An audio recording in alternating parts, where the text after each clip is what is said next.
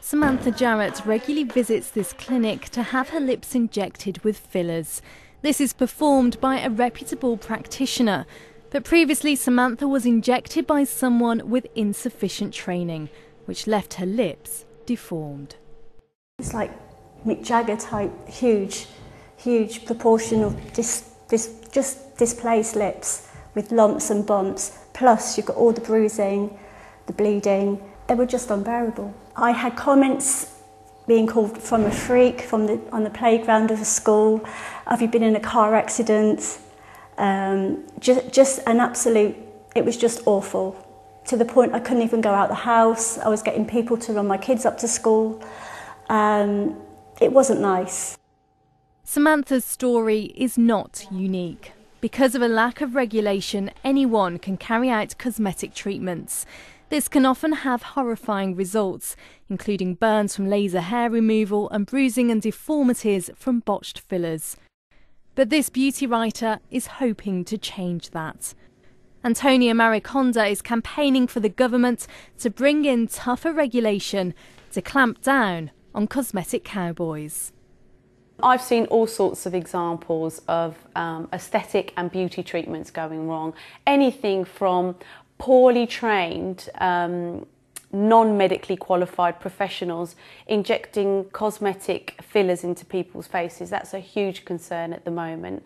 Illegal tooth whitening, badly regulated nail bars where people are just pitching up and performing treatments and damaging people's nails. The trouble is, in the industry, there is not enough regulation to control who is carrying out the treatments, where and how.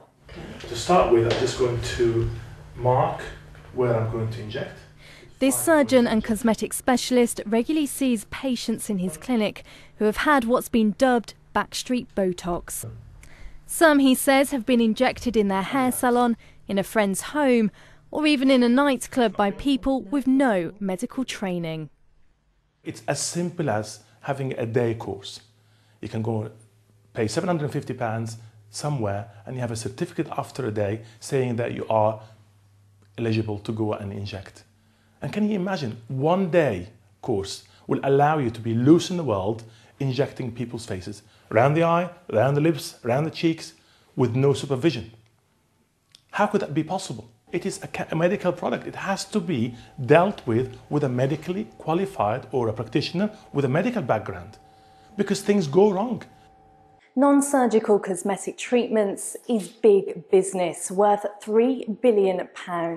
It now accounts for 3/4 of the value of the cosmetic industry, having grown 5-fold in a decade, which is why campaigners say regulation is needed to keep patients safe.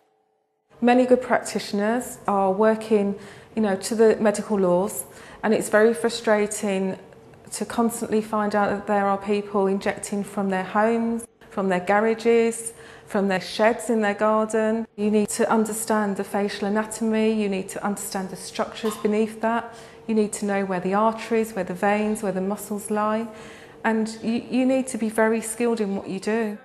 The Department of Health will release an official review this month which will outline what it plans to do to keep the cosmetic industry under control. But campaigners say it's vital tough regulation is brought in, as they say it's a crisis waiting to happen. Victoria Davis, ITV News. You happy with that? Yeah. Very good.